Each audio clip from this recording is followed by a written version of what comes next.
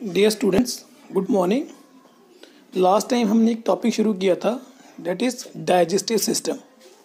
और उस टॉपिक को मैंने दो कंपोनेंट में डिवाइड किया था। एक डाइजेस्टिव सिस्टम पार्ट 1, जिसमें हमने एलिमेंट्री कैनाल, उसके डिफरेंट पार्ट्स के बारे में डिस्कस किया था। और फिर मैंने कहा था कि सेकंड वीडियो बनाई जाएगी जो होगा डाइजेस्टिव सिस्टम पार्ट 2, जिसमें हम डिस्कस करेंगे different glands associated with the alimentary canal.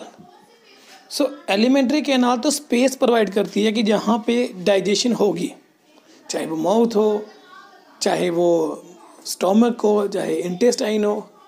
But digestion करने के लिए हमें चाहिए होता है एंजाइम्स, और वो जो एंजाइम्स हैं वो प्रोड्यूस करते हैं ग्लैंड्स। और ग्लैंड्स में भी मोर स्पेसिफिकली अगर कहा जाए तो एक्सोक्राइन ग्लैंड्स। तो अभी हम इतना ज़्यादा डीपली जाएंगे नहीं कि एक्सोक्राइन क्या ग्लैंड है, वो बाकी ग्लैंड से कैसे डिफरेंट है। सिर्फ इतना सा मैं बता देता हूँ कि एक्सोक्राइन ग्लैंड्स वो वाले ग्लैंड्स होते हैं जो एंजाइम प्रोड्यूस करते हैं, और इनकी सेक्रेशन बाया डक्ट ओपन होती है इनटू द रिक्विजिट चैम्बर और part of the alimentary canal. So in this video हम धीरे धीरे स्टेप बाय स्टेप डिस्कस करेंगे different exocrine glands that are associated for the purpose of digestion. तो सबसे पहले माउथ में जो ग्लैंड होते हैं that help for the purpose of digestion, that is called as salivary gland. अब सैलिवरी ग्लैंड जो है वो 3 होते हैं, मतलब 3 टाइप्स के।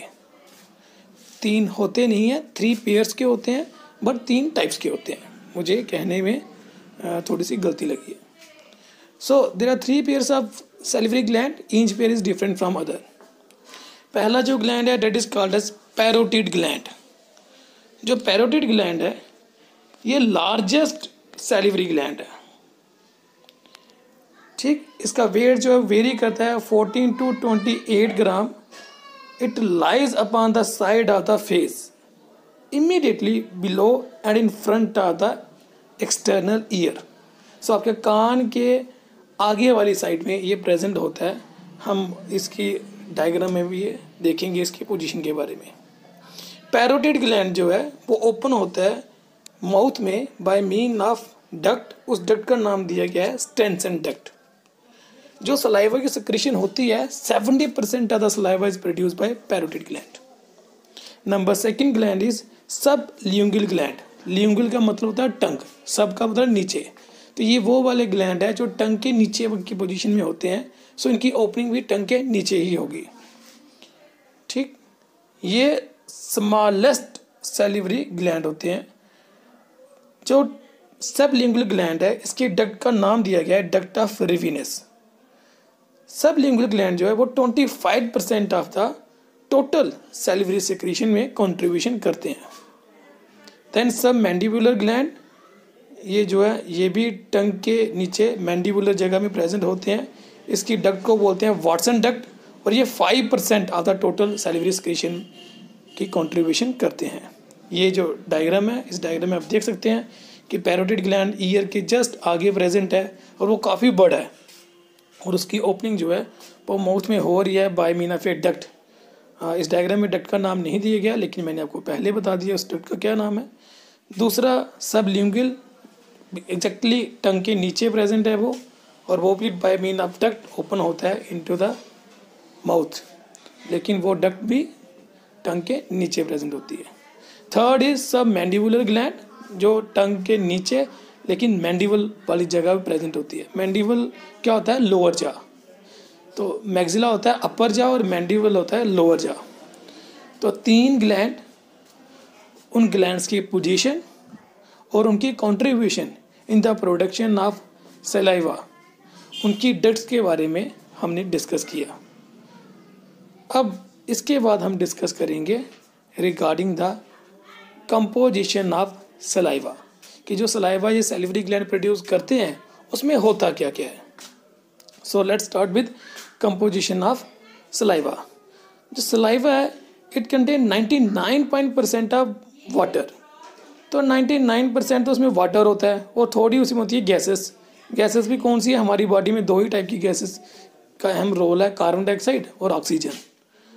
फिर सोल्यूट ऑफ इनऑर्गेनिक नेचर भी होते हैं, बाइकार्बोनेट हो गया, phosphate of sodium and potassium हो गया, कैल्शियम और हैवी मेटल हो गया। हैवी मेटल में मरकरी हो गया, लेड हो गया। सोल्यूट ऑफ ऑर्गेनिक नेचर में आता है urea, uric acid, serum, albumin, globulin, mucin and bacteriolytic enzyme, lysoenzyme, ptyalin and एक एंजाइम है दैट इज सैलिवरी अमाइलेज, जो कार्बोहाइड्रेट को डाइजेस्ट करने में हेल्प करते हैं। कैलिकरन, it is also present which help as a mechanical function. Parotin and nerve growth factor are also present. पैरोटीन क्या करता है, help in the calcium deposition, while nerve growth factor जो है हेल्प करता है ग्रोथ आता है सिंपैथेटिक गैंग्लिया। जो सलाइवा है इसकी सिक्रीशन जो है उसका पीएच होता है 6.7 और पर डे जो सलाइवा हमारी बॉडी प्रोड्यूस करती है it very from 1 to 1.5 litre. Salivary gland जो है वो एब्सेंट होते हैं इन cow, buffalo, line and tiger. अब पैरोटिड ग्लैंड के बारे में, पैरोटिड ग्लैंड जो है वो जो सेक्रेशन प्रोड्यूस करता है उसमें थिक सेक्रेशन होती है जो रिच इन एंजाइम होता है। मगर जो दूसरे 2 ग्लैंड है, सब मैंडिबुलर ग्लैंड और सब लिंगुअल ग्लैंड, वो भी सेक्रेशन प्रोड्यूस करते हैं बट उनकी सेक्रेशन में एंजाइम कम लेकिन म्यूसिन ज़्यादा होता है। म्यूसिन करता है क्या है, म्यूसिन हेल्प करता है इसे स्लिप करने के लिए, लुब्रिकेशन प्रॉपर्टी होती है उसकी ताकि खाना आपका इजीली स्लिप कर जाए, अंदर की तरफ चला जाए। ठीक, द बॉडी दस कॉल्ड एज म्यूकस सिक्रीशन। ये जो स्लिपरी सिक्रीशन प्रोड्यूस कर रहा है पैरोटिड, ये सॉरी सबलिंगुअल और सब मैक्सिलरी ग्लैंड, तो इस स्लिपरी सिक्रीशन को हम लोग म्यूकस सिक्रीशन भी कहते हैं। सो आप एक बार फिर से इसकी सैलिवरी कंपोजिशन को ध्यान में रखिएगा, ये काफ़ी इम्पोर्टेंट है। क्या क्या सैलिवरी सिक्रीशन में प्रेजेंट होता है, कितना सलाइवा हम बॉडी जो है प्रोड्यूस करती है पर डे में, और उसका जो पीएच है वो क्या है, एसिडिक है या बेसिक है। देन माउथ के बाद जो बारी आती है जहाँ पे एंजाइम प्रोड्यूस होते हैं वो है स्टोमक। स्टोमक में जो ग्लैंड प्रेजेंट है उस ग्लैंड का नाम है gastric gland. Depending upon the position कि स्टोमक के कौन से रीजन में वो गैस्ट्रिक ग्लैंड प्रेजेंट है तो हम उनका नाम दे देते हैं कि कार्डिक है, फंडिक है या पेलोरिक है।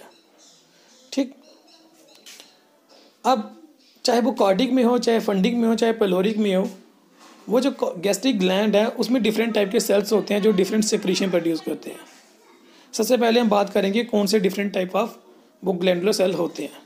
नंबर 1 इज पेप्टिक सेल जिसका नाम चीफ सेल, जाइमोजन सेल या पेप्सिनोजन सेल भी कहा जाता है। दूसरा है एक्जेंटिक सेल। तीसरा जो उसका नाम है पेराइटल सेल और spherical cell. Third is mucus जहाँ उसका नाम है goblet cell. Fourth is argentaffin cells. Fifth is G cell and six is जो है वो है उसके सेक्रीशन के बारे में जो बात करने वाली है। तो मेन है peptic cell, oxyntic cell, parietal cell, mucus cell, argentaffin cell and G cell. ये डायग्राम मैंने दी हुई है, आप इस डायग्राम को मैग्नीफाई करके मतलब बड़ा करके अलग अलग ये सेल्स की पोजीशन को अच्छे से स्टडी कर सकते हैं कि कौन सा सेल, पेप्टिक सेल कहाँ पे प्रेजेंट होगा, ऑक्जेंटिक सेल कहाँ पे प्रेजेंट होगा, म्यूकस सेल कहाँ पे प्रेजेंट होगा और अर्जेंटाफिन सेल या जी सेल जो है वो कहाँ पे प्रेजेंट होगा। अब हम इसके बाद बात जो करेंगे वो करेंगे ये डिफरेंट सेल्स आखिर प्रोड्यूस करते क्या हैं। Let us start with what are the different cells and what are the different secretion produce by these cells. सबसे पहले पेप्टिक सेल जिसे चीफ सेल, जाइमोजन सेल या पेप्सिनोजन सेल भी कहते हैं, ये सेक्रीट करता है पेप्सिनोजन एंजाइम। सॉरी मैंने यहाँ सेल्स लिखी है, हमने सेल नहीं लिखना है। दूसरा है गैस्ट्रिक लाइपेज, तीसरा है जेलाटिनेज एंड फोर्थ इज प्रोरेनिन। फिर आता है ऑक्जेंटिक सेल जिसका नाम पेराइटल सेल और सेफेरिकल सेल भी है। तो ये क्या प्रोड्यूस करता है, ये एचसीएल प्रोड्यूस करता है और Castle's intrinsic factor which is essential for the absorption of vitamin B12। Then mucus और गोबलेट सेल म्यूकस ही प्रोड्यूस करेंगे, नाम ही इंडिकेट कर रहा है। अर्जेंटाफिन सेल क्या प्रोड्यूस करेगा, ये सोमेटोस्टैटिन प्रोड्यूस करेगा, हिस्टामिन प्रोड्यूस करेगा, 5-हाइड्रोक्सीट्रिप्ट प्रोड्यूस करेगा और जी सेल जो है वो क्या प्रोड्यूस करेगा, सीक्रेट गैस्ट्रिन। जो स्टोमक के अंदर सेक्रीशन है गैस्ट्रिक ग्लैंड की, वो कितनी प्रोड्यूस होती है? 10 to 15 ml per day in fasting stomach. तो पेट खाली हो तो 10 to 15 ml, और अगर खाना खाया हो तो ऑब्वियसली है काफ़ी ज़्यादा, क्योंकि खाने को पचाना भी है। तो आप इन सेल्स के बारे में फिर से ध्यान से पढ़ेंगे, और कौन सा सेल कौन से एंजाइम प्रोड्यूस करता है उसके बारे में भी ध्यान से नोट करेंगे। मैंने यहाँ पे एक करेक्शन लगाई है, वो करेक्शन ये है कि जो एंजाइम है वो सेल नहीं होते। That is why peptic cell के बारे में जब मैंने बोला तो सबसे पहले जो पेप्सिनोजन सेल्स लिखा हुआ है, ये बेसिकली पेप्सिनोजन सेल नहीं है, वो ऊपर ही लिख दिया हुआ है, तो ये पेप्सिनोजन लिखना था खाली आपने। ठीक है बच्चे, इसकी करेक्शन कंपलसरी है, अदरवाइज आप जो है वो गलत कर देंगे एग्ज़ाम में भी। नो, गैस्ट्रिक ग्लैंड के बाद जो बारी आती है वो आती है लीवर के बारे में। तो लीवर और पैनक्रियास, ये दो ग्लैंड जो हैं इनकी कॉमन ओपनिंग होती है into the duodenum part of the small intestine. Any हो, सबसे पहले हम डिस्कस करेंगे लीवर के बारे में। लीवर जो है वो लार्जेस्ट ग्लैंड है इन द बॉडी और one of the busiest part of the body. Liver को हम लोग एक और नाम देते हैं, that is hepar, and it is characterised by the presence of Glisson capsule. Glisson capsule जो है वो फ्रॉग में एब्सेंट होता है। लीवर एंडोडर्मल इन ओरिजिन होता है।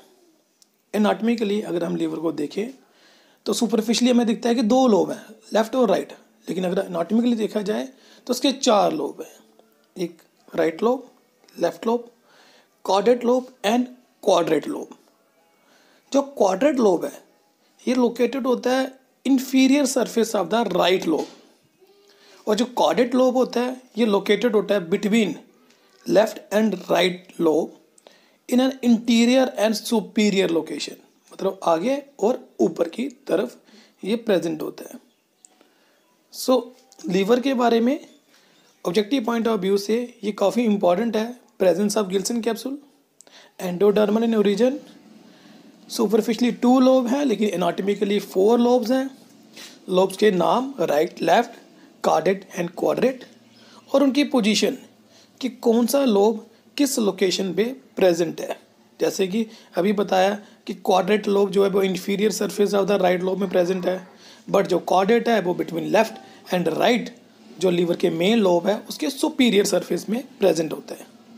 तो इस चीज़ को ध्यान से आप लोगों ने फोकस करना है, क्योंकि ऑब्जेक्टिव में हमेशा जो है in between the lines question पूछा जाता है। अब हम डिस्कस करेंगे स्ट्रक्चर ऑफ द लीवर में। लीवर जो है consist of structural and functional unit, उसे हम बोलते हैं लोब्यूल, जो हेक्सागोनल शेप के होते हैं इसके सेल, और इसके सेल्स को, लीवर के सेल्स को हम कहते हैं हेपेटोसाइट्स। तो लीवर का एक और नाम होता है, जैसे मैंने बोला हेपर, इसे हेपेटिक भी कहते हैं, और इसके सेल को हेपेटोसाइट्स कहा जाता है। ये हेपेटोसाइट्स जो हैं वो एक दूसरे के ऊपर प्रेजेंट होते हैं, रेडिली अरेंज होते हैं around a central vein. Hepatic cord of hepatic cell which are hexagonal. तो जो लीवर के सेल एक दूसरे के ऊपर प्रेजेंट होते हैं, वो जो कॉर्ड लाइक स्ट्रक्चर बनता है उसे हेपेटिक कॉर्ड कहा जाता है। Blood sinus also known as sinusoid and present between hepatic cords. तो जैसे लीवर की एक हेपेटिक कॉर्ड है, दूसरी हेपेटिक कॉर्ड है, बीच की जो स्पेस है जहाँ पे ब्लड फ्लो कर रहा होगा उसे हम ब्लड साइनोसाइड भी कहते हैं।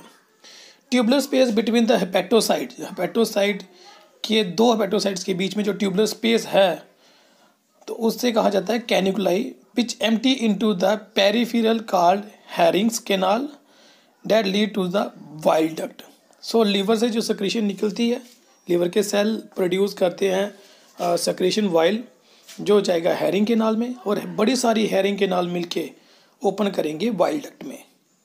लीवर जो है वो कवर होता है by sheath of connective tissue and attach with the wall of coelom by septum ट्रांसवर्सम।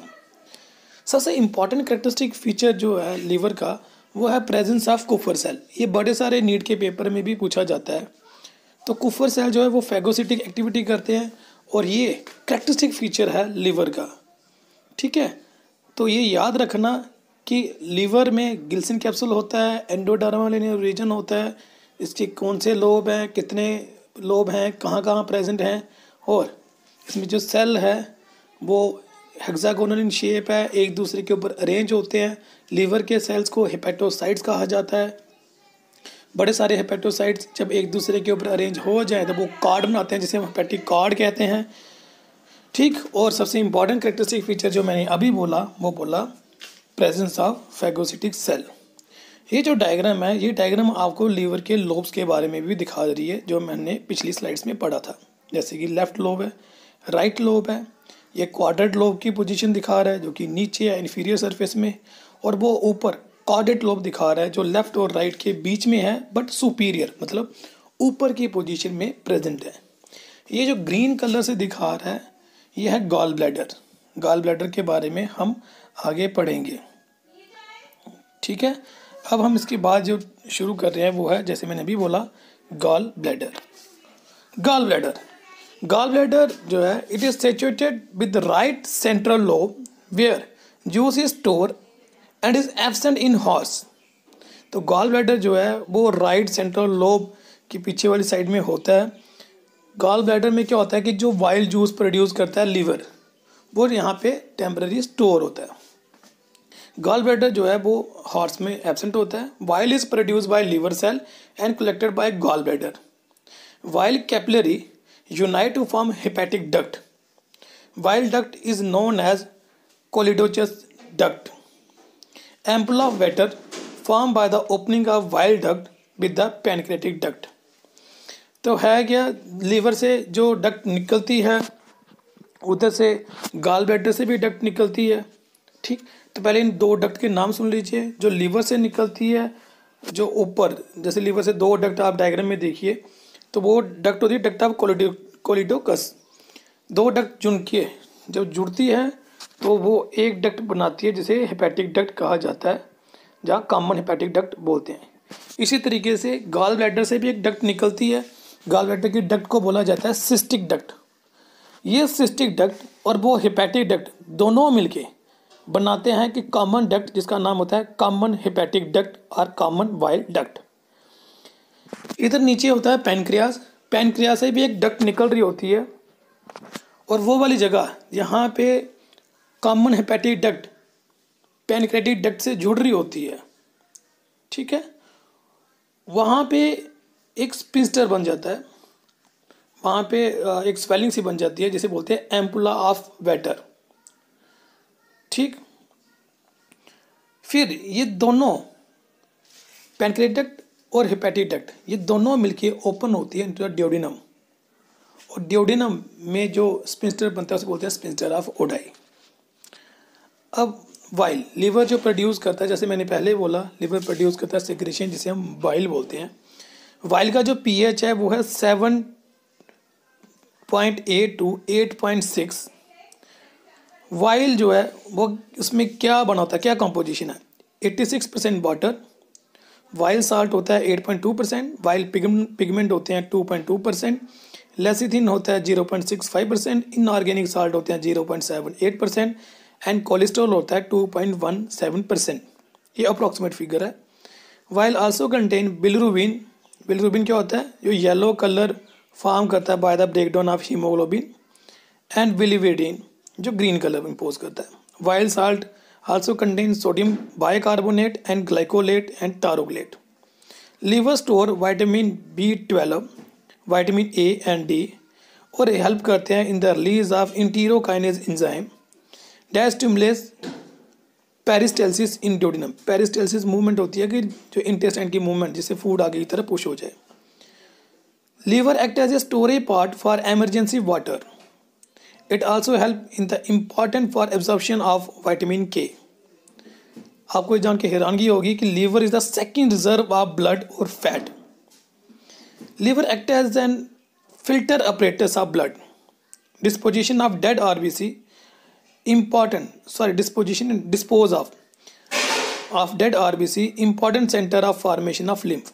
मतलब जो ब्लड के सेल, जैसे RBC सेल हैं जिसकी 120 दिन देर लाइफ होती है, जब वो डेड हो जाते हैं तो उसका डिस्पोज ऑफ जो है लीवर में होता है। ठीक है, इसका मतलब वो ब्लड को फिल्टर कर रहा है, डेड चीज़ें निकाल रहा है, साफ कर रहा है, और इम्पॉर्टेंट ऑर्गन है यहाँ पे लिम्फ की फॉर्मेशन होती है। ठीक, heparin is mainly formed in liver. Prothrombin ये क्या होते हैं ये आपको अगले चैप्टर में पता चलेगा। Prothrombin fibrinogen formed in liver. Protein metabolism take place, जो प्रोटीन की ब्रेकडाउन होती है वो भी लीवर में होती है। Ornithine cycle completed in the liver. Plasma protein such as albumin globulin formed in liver. Inorganic salt और कॉपर ये भी लीवर में स्टोर होता है। जो शराब पी जाती है उसकी मेटाबॉलिज्म भी लीवर में होती है। डीअमाइनेशन जो है, डीअमाइनेशन क्या होता है, ब्रेकडाउन होता है प्रोटीन अमाइनो एसिड, वो भी लीवर में होता है। ग्लाइकोजेनेसिस, ग्लाइकोजेनेसिस क्या होता है, ग्लूकोज का बनना। ग्लाइकोजिनोलाइसिस ग्लूकोज का टूटना। ग्लूकोज से मोर एप्रोप्रिएट टर्म अगर हम यूज़ करें वो है ग्लाइकोजन, तो ग्लाइकोजन का टूटना। ग्लाइकोनियोजेनेसिस तो ग्लूकोज की जगह किसी और सोर्स से ग्लाइकोजन का बनना, ये सब लीवर में होता है। सो आप सोचिए कितना फंक्शन जो है ये लीवर काम कर रहा है, ये सब कुछ लीवर में हो रहा है। अब हम आगे डिस्कस करेंगे पेनक्रियाज के बारे में। पेनक्रियाज जो है ये बहुत एक्सोक्राइन और एंडोक्राइन फंक्शन होता है। एक्सोक्राइन फंक्शन जैसे कि ये एंजाइम वगैरह प्रोड्यूस कर रहा होता है। एंडोक्राइन फंक्शन मतलब हार्मोन प्रोड्यूस करता है जो बॉडी की फंक्शनिंग को रेगुलेट करता है, जिसके बारे में हम बाद में पढ़ेंगे। ये सेकंड लार्जेस्ट ग्लैंड होता है बॉडी की, ठीक, और इसकी जो डक्ट है उस डक्ट को बोलते हैं, पेनक्रियाज की डक्ट को, duct of Santorini. And largest duct called as Wirsung duct. pH of pancreatic juice is 7.5 to 8। जो पेनक्रियाज है ये कौन कौन से एंजाइम प्रोड्यूस करता है, ट्रिप्सिनोजन जिसकी एक्टिव फॉर्म होती है ट्रिप्सिन, ठीक, जो सेम फंक्शन परफॉर्म करता है जैसे कि पेप्सिन परफॉर्म करता है स्टोमक के अंदर। काइमोट्रिप्सिनोजन, काइमोट्रिप्सिनोजन की जो एक्टिव फॉर्म है वो है काइमोट्रिप्सिन। प्रो कार्बोक्सी पेप्टाइडेज, ठीक है, जिसकी एक्टिव फॉर्म होती है carboxypeptidase. Maltase, aminopeptidase, nucleus, enteropeptidase, ठीक। तो ये जो एंजाइम है और न्यूक्लियस, ये जो एंजाइम है that is produce by pancreas. और सम बट थोड़े एंजाइम जो है वो इंटेस्टाइन के अंदर भी ऐसे सिमिलर एंजाइम प्रोड्यूस होते हैं। अब मैंने दो डक्ट के नाम लिए थे, एक तो डक्ट ऑफ सेंटोराइन और दूसरा नाम लिया डक्ट ऑफ वायरसिन डक्ट। तो है क्या, लीवर की सॉरी जो पेनक्रियाज है, पेनक्रियाज से जो डक्ट ओपन होती है इनटू द ड्यूडेनम, वो डक्ट पहले ज्वाइन हो जाती है लीवर के साथ, लीवर की डक्ट के साथ, मोर अप्रोप्रिएटली जो कहना चाहता हूँ।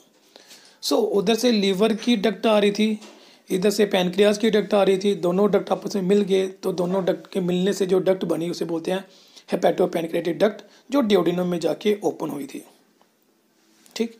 तो जो मेन डक्ट थी वो थी डक्ट ऑफ वायरसन, और एक एडिशनल डक्ट होती है जो बारों बार जो है वो ड्यूडेनम में ओपन होती है, उसका हेपेटिक डक्ट से कोई कंसर्न नहीं होता, तो उसे बोलते हैं duct of सेंटोराइन।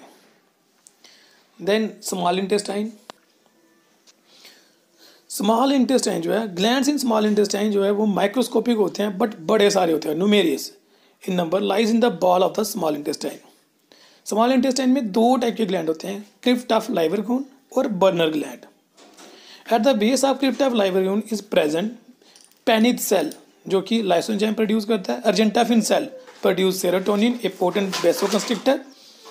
Secretion of both the gland, जो दोनों ही ग्लैंड है, चाहे वो बर्नर ग्लैंड है चाहे वो क्रिप्ट ऑफ लाइवरगून है, दोनों की ग्लैंड की सिक्रीशन जो है वो 2 से 3 लीटर के बीच में होती है, ठीक है। तो याद रखना कि स्मॉल इंटेस्टाइन में जो ग्लैंड है वो कौन से है, बर्नर ग्लैंड है और क्रिप्ट ऑफ लाइवरगून एंजाइम है, और इनकी सिक्रीशन को क्या बोला जाता है, अभी मैंने पढ़ाया, इनकी सिक्रीशन को हम लोग क्या बोलते हैं, स्यूकस इंटेरिकस। और पर डे ये कितना प्रोड्यूस करते हैं secretion, about 2 to 3 litre. And ये सिक्रीशन किस में हेल्प करती है, of course in the digestion of the food. ये डाइजेशन कैसे करती हैं, किस तरीके से ये डाइजेशन में इनका रोल होता है, ये हम 3rd वीडियो में पढ़ेंगे। वो है कि role of enzyme in the process of digestion. अभी हम जो पढ़ रहे हैं वो पढ़ रहे हैं कि कौन कौन से ग्लैंड है और वो क्या प्रोड्यूस कर रहे हैं, किसी की फंक्शनिंग के बारे में अभी नहीं पढ़ रहे, मतलब वो एंजाइम क्या फंक्शन कर रहे हैं उसके बारे में हमने वीडियो में डिस्कस नहीं किया है, वो हम डिस्कस करेंगे 3rd वीडियो में regarding the process of digestion, how carbohydrate get digested, how fat और प्रोटीन गेट डाइजेस्टेड, वो अलग सा टॉपिक हम पढ़ेंगे डिटेल से। जैसे कि लीवर का टॉपिक मुझे थोड़ा सा कॉम्प्लेक्स लग रहा है और मुझे लग रहा है आपको शायद समझ ना आया हो, तो ये क्लिनिकल एक्सपीरियंसेस का 3D वीडियो हम यूज़ कर रहे हैं समझाने के लिए। ये लीवर की लोकेशन है और आप देख सकते हैं कि लीवर जो है ये ऊपर से 2 लोब में दिख रहा है, एक लेफ्ट लोब और बड़े वाला राइट लोब। ये सुपरफिशियल व्यू है। अब हम इसे एनाटॉमिकल व्यू में देख रहे हैं तो देखिए गॉल ब्लैडर जो उसकी पिछली साइड में प्रेजेंट है। ये लीवर के अंदर जो है हेपेटिक डक्ट्स हैं, हेपेटिक वेन है जो कि उसे ब्लड सप्लाई कर रही है। और ये येलो कलर से जो दिखाया हुआ हेपेटिक डक्ट, आप देखिए हेपेटिक डक्ट मतलब लीवर से जो डक्ट निकल रही हैं वो गॉल ब्लैडर से जो डक्ट निकली उसके साथ ज्वाइन किया हुआ है। और आगे जाके गॉल ब्लैडर के आगे से जो डक्ट जा रही है वो एक ही डक्ट है। इसका मतलब लीवर में बड़ी सारी डक्ट बनी हुई हैं, लेकिन आगे जाके वो एक डक्ट बनती है और गॉल ब्लैडर के साथ जुड़ के फिर से एक कॉमन डक्ट की फॉर्म में आगे बढ़ती है। अब लीवर की एनाटॉमी अंदर से हम स्टडी करेंगे। ये जो हेक्सागोनल शेप सेल्स हैं ये हैं हेपेटोसाइट सेल्स, ठीक है। ये टोटल जो बड़ा सा बना हुआ है इसे बोलते हैं हम हेपेटिक लोब्यूल और हेपेटिक कॉर्ड भी। अब ये हेक्सागोनल शेप है, सेंटर में ब्लड सप्लाई के लिए सेंट्रल वेन की हुई है, ठीक है। ये सेंट्रल वेन क्या करती है, यहाँ से लीवर जैसे आर्टरी का काम होता है ब्लड सप्लाई करना, सेंट्रल वेन क्या करती है ब्लड कलेक्ट करती है और ये ब्लड लेके जाती है टूवर्ड द हार्ट वापस।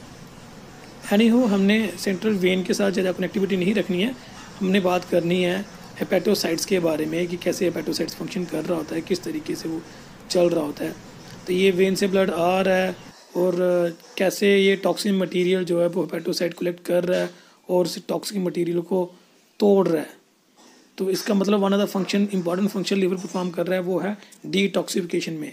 तो लीवर का काम एक और होता है, ये डिटॉक्सिफिकेशन में भी हेल्प करता है। आपने अभी देखा कैसे टॉक्सिक मटेरियल अंदर आया था और किस तरीके से उसने उसकी ब्रेकडाउन कर दी थी। और ये जो है छोटे छोटे मालिक्यूल जो हैं वो आपस में मिल के जुड़ के ग्लाइकोजन बना रहे हैं।